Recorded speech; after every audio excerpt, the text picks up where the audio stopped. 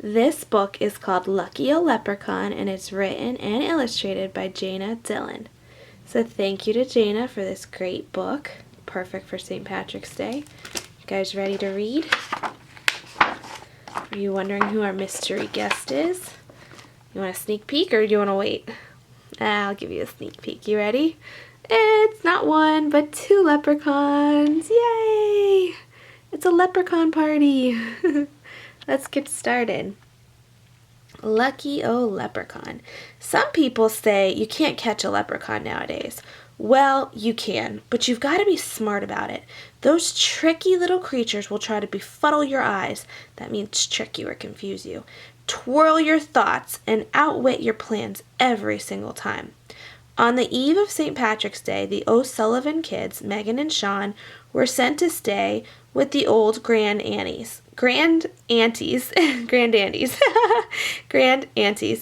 Auntie Maura, Auntie Bridget, and Auntie Kathleen. Here they are. Sure, and you might think Meg and Sean would hate spending St. Patrick's Day weekend with three very old ladies.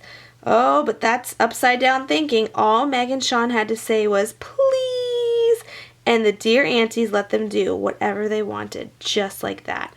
Auntie, said Meg that day, we want to catch a leprechaun. A leprechaun it is, cried Aunt Maura. One of those crabby little shoemakers? Asked Aunt Bridget.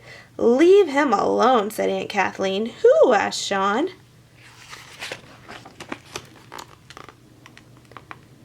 The leprechaun in the garden, said Auntie Kathleen. He's been there since we were little girls, admitted Auntie Maura.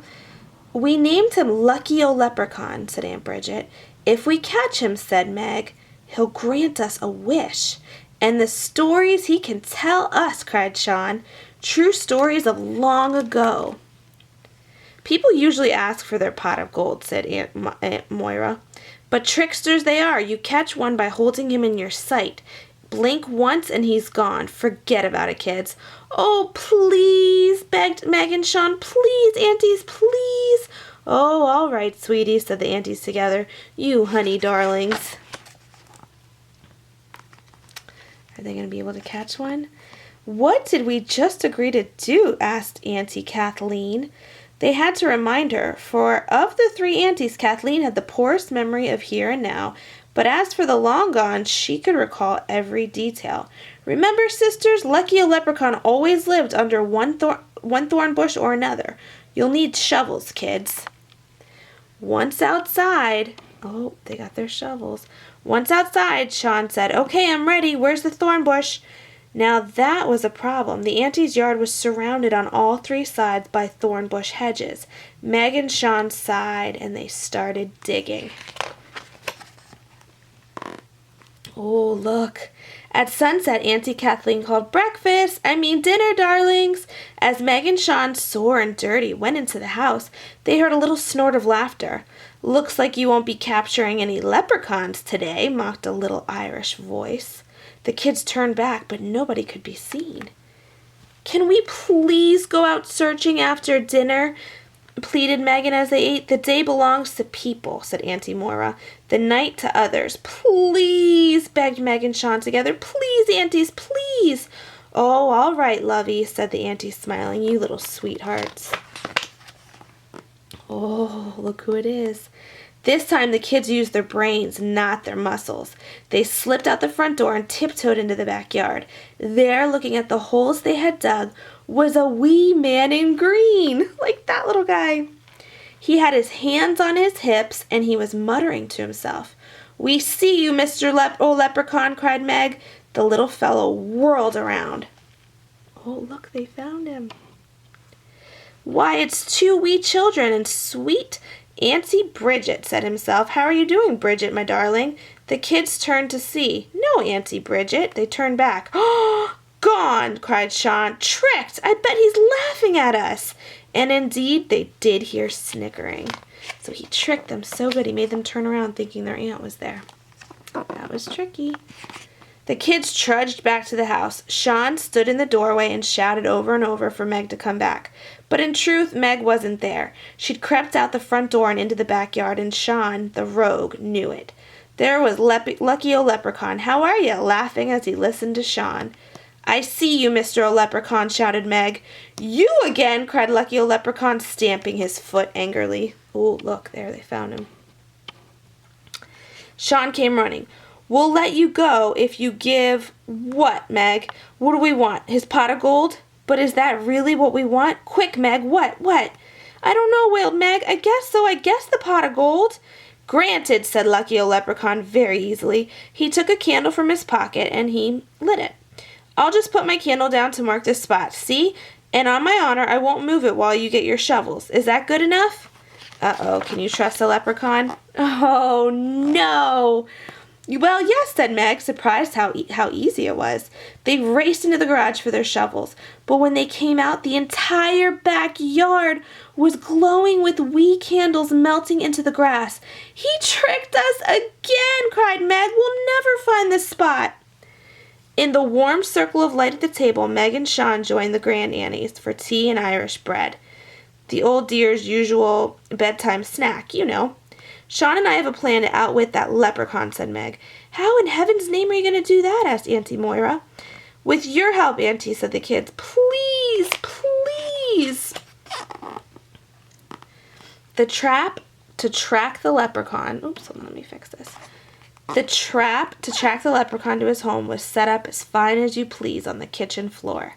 Auntie Moira poured a drop of tea in a wee doll's cup and placed a bit of Irish bread on a tiny little dish. Auntie Bridget let the kids put her old step-dancing shoes of the finest leather near the snack. "And with him being a cobbler," she said, giggling, "how can he resist this?" Auntie Kathleen added the $5 gold piece that had laid hidden from thieves in her underwear drawer for 70 years, and she placed it by the teacup. See the coin? Last, they poured ooey gooey shamrock green frosting in a circle around the trap. Oh, they're really going to trap him. St. Patrick's Day morning, the kids leaped out of bed and raced downstairs. Auntie Moira and Auntie Bridget were staring at the trap. "It was himself," crowed Auntie Moira. "The little Manny was here. Indeed, the gold coin was gone. The food was eaten. Glory be, the little guide cut a piece of leather from my shoe," cried Auntie Bridget with delight. "It worked," said Sean. "Look, there are tiny frosting footprints leading to the back door. Come on, let's follow them." They opened the hall door to find Auntie Kathleen on her hands and knees scrubbing the floor. "There was frosting all over the floor," she said, "but don't worry, I've cleaned it up bright and shiny again." "Oh, you shouldn't have." Oh, what's going to happen? But Meg and Sean ran past Aunt Kathleen and out the door. The green footprints began again and led to a hole in the ground under a thorn bush. "But how do we get him to come out?" whispered Sean. Auntie Bridget removed one of her gold earrings. "Put it outside his door, dearies, and then hide." Sure enough, it didn't take long before the little green miser came out with his eyes aglow, staring at the gold. "We see you, Lucky Leprechaun," shouted Meg, pouncing on him. "A fine how do you do," cried the little cobbler. "Bring the wee fellow inside," said Auntie Kathleen.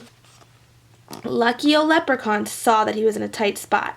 "If it's all the same to you, my fine Colleen, Meg," he said in a voice with great love, "I'm not interested in talking to anyone, including that sport Sean beside you, or even that trinity of old girls, your aunties. So I'll be on my way, begging your pardon. So long, ta-ta, see you some other time."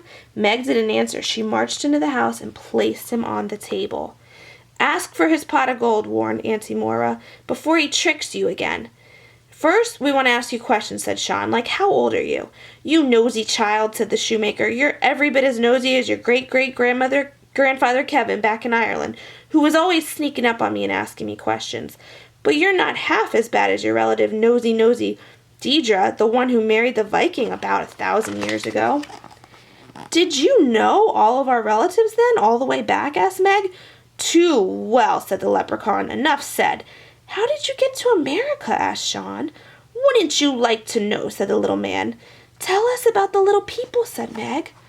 It's a long story and I do not have time to chat, said Lucky Old Leprechaun stubbornly. I'm not answering another nosy question. Meg and Sean whispered into each other's ears and nodded. We have our wish, said Meg. Well, said the leprechaun. He hugged Auntie Bridget's gold earring tightly to his chest. See how tightly he's hugging it?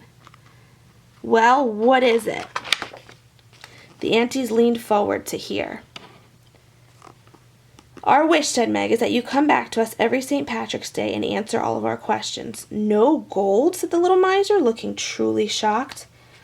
With gold we could only buy things that anyone could buy, said Meg, but it would soon be gone. But hardly anyone in the world has a leprechaun to talk to, said Sean. Agreed, shouted Lucky Old Leprechaun happily. I'll do it. See you next year, called Meg as the leprechaun leaped off the table. On St. Patrick's Day, Lucky Old Leprechaun shouted, top of the morning to you all, and the rest of the day to yourself, piped Sean in true St. Patty's Day style. Oh, that was a great book. I love that they didn't take his gold and that they wanted to ask him questions, because I bet leprechauns have so many cool stories and fun things to share, which is much, much better than gold. A good story from a leprechaun is definitely more valuable than a pot of gold. What do you guys think? Thank you so much for reading this book with us, and I hope you enjoyed it. Come back and read soon, okay? Bye! Bye-bye, leprechauns!